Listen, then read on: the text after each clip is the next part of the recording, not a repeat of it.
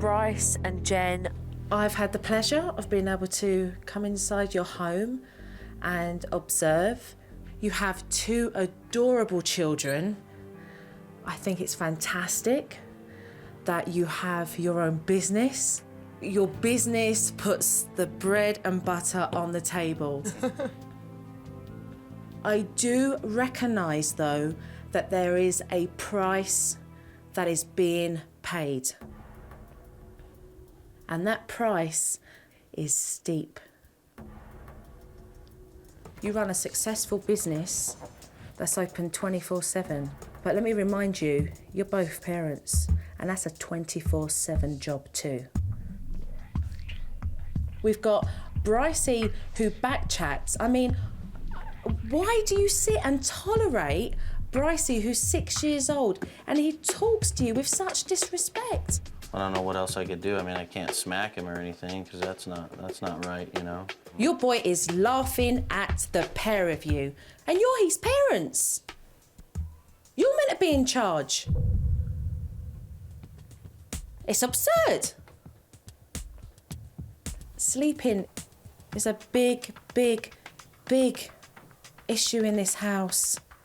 You have taught Rylan exactly how to behave. You have given him the bad habits. You've taught him that if he screams and cries enough, that he can come out into the sofa. Can you blame him? No. He wants his quality time with you during the night time because he's not given it during the day. I work from 7 to 5 every day, so I'm not here during the day at all to have any structure or any playtime or anything with him. When you are home, we're busy doing other things other than just sitting and spending time with him, I think is what she's saying. Yeah. You're not consistent, the pair of you, with anything that you lay down as discipline. You don't agree on anything. Yeah. It's true. And Jen, you shout at Bryce. I know I talk back. You need a break or what? No. This is tough to hear, but this is the truth. And you're meant to be together. You're meant to be solid. You're your kid's rock. And there's no united front between the pair of you.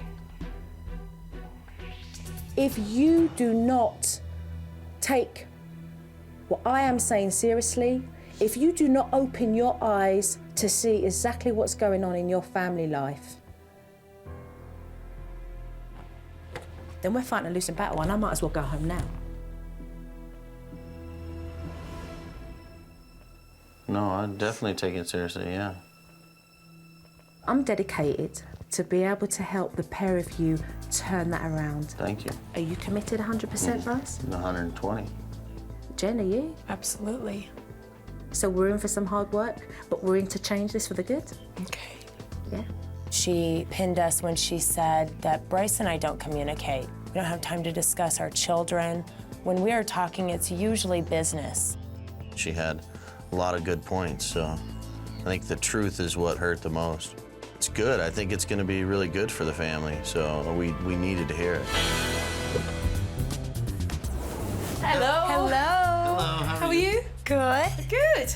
I want to put something for the pair of you on the fridge door. When I've seen the issues that need to be addressed, I then go into the family with a new household routine. The Bullard work and family schedule. I'm excited, okay. They so badly need to maintain a balance between their work and their family life. This work and family schedule gives you boundaries. Where you see red, it means that you can answer the phone, which I think's evened out nicely throughout the day. I think so too. The places where I've stated that you need to have the phone off is because they're crucial to your family. There's no reason why this can't work. I think that's fantastic. I know he is probably annoyed because he wants me to answer the phone 24 hours a day, but I think that will help me out tremendously. I think it'll work well, except for maybe the phones for the business, but other than that, I hope we can stick to the schedule.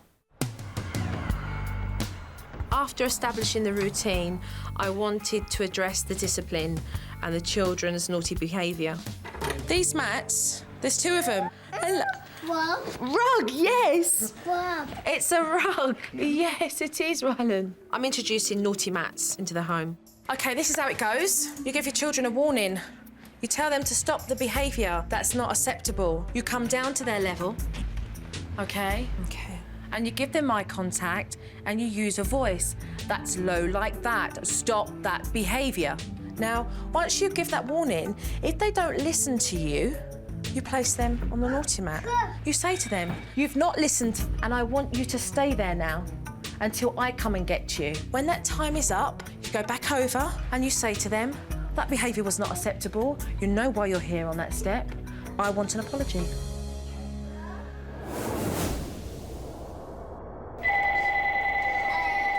Hi, you've reached Bullard Plumbing. Please leave a message and we'll get back to you as soon as possible. The phones were off, the schedule was working well, everything was going fine until Brycey started to play up. Bring me your backpack, sweetie. Brycey started to push Rylan around and he just wouldn't stop. Bryce, stop. Jen, a first warning.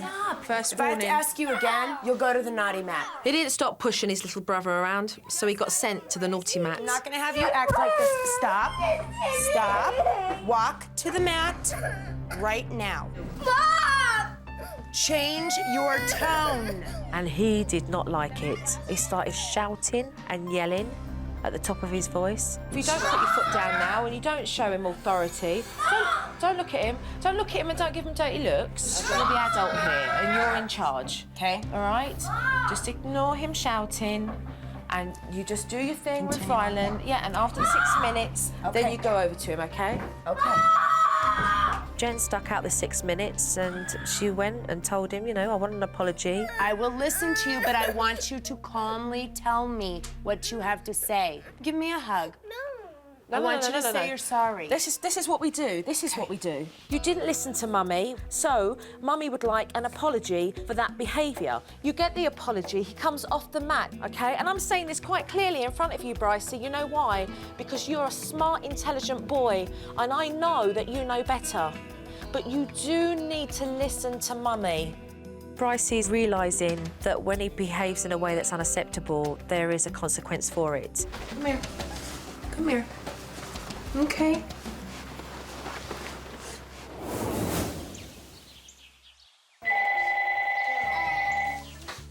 Later on, Jen got a phone call from Bryce. Hello? Where are you? No, I've been trying to get a hold of you, Bryce, and you haven't been answering your phones. Okay. All right, bye. So what's going on? I just got off the phone with Bryce. I could tell he was agitated with me because I had the phone off. He doesn't know how to separate work and family. To him, it's all one. Hello. There's Daddy. Hey, what's up? Daddy, come here. What's up? Tonight, Jen started to tell Bryce exactly how she was feeling. I just want you to understand that the schedule is important to me. I like it, and it's working for me so far. And it's just gonna be hard to get used to, you know? Just know that you can get a hold of me at those times, and Yeah, but it doesn't work that way. it does. It can wait. People aren't gonna die. It's plumbing.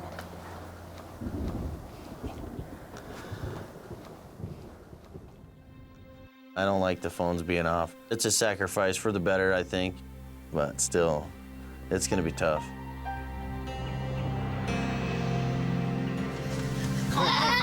Mum and Dad have allowed Rylan's sleeping pattern to take over the entire family of an evening. This issue seriously needs to change because it's affecting everybody in the family dramatically.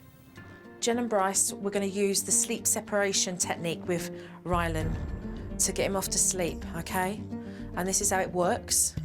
You come into the room, you keep calm, you read a nighttime story, kisses and cuddles, and so to bed, and you place Rylan into his crib.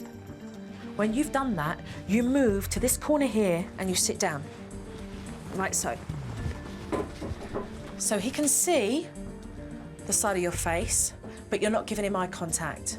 Each night, you move further and further away from the crib or bed so that you establish this pattern of your child feeling secure in their bed but not feeling anxious because they're left in their bedroom on their own.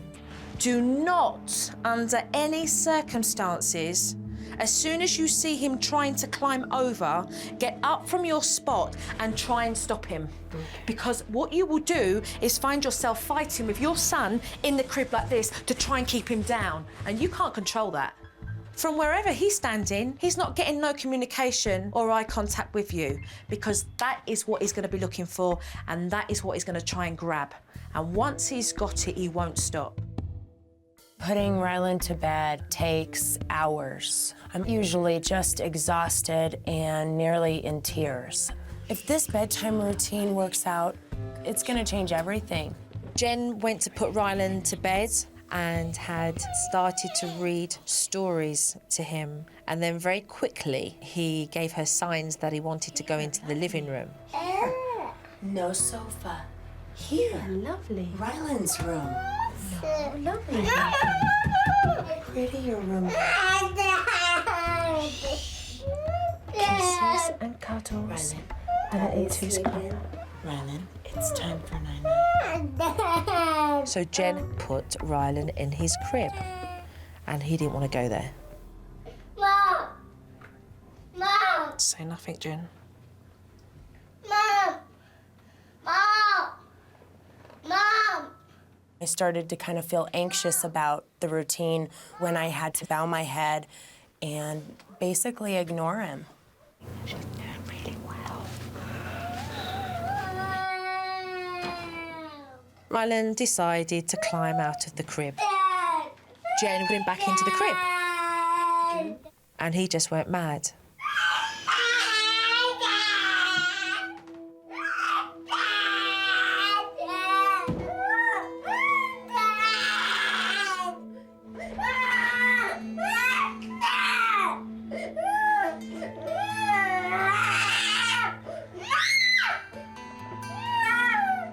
When Rylan was just crying, "Mommy, Mommy, Mommy," it got to be too much at one point.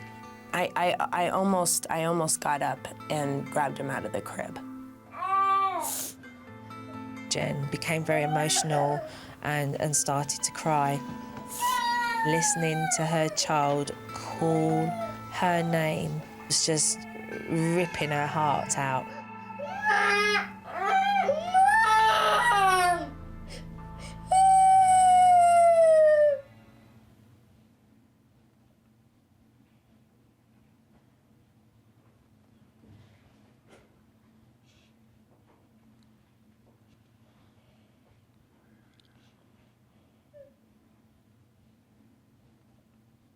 Although it was only 25 minutes, it seemed like an hour. I honestly could not have done that without Joe. I was just so happy I can't even put it into words.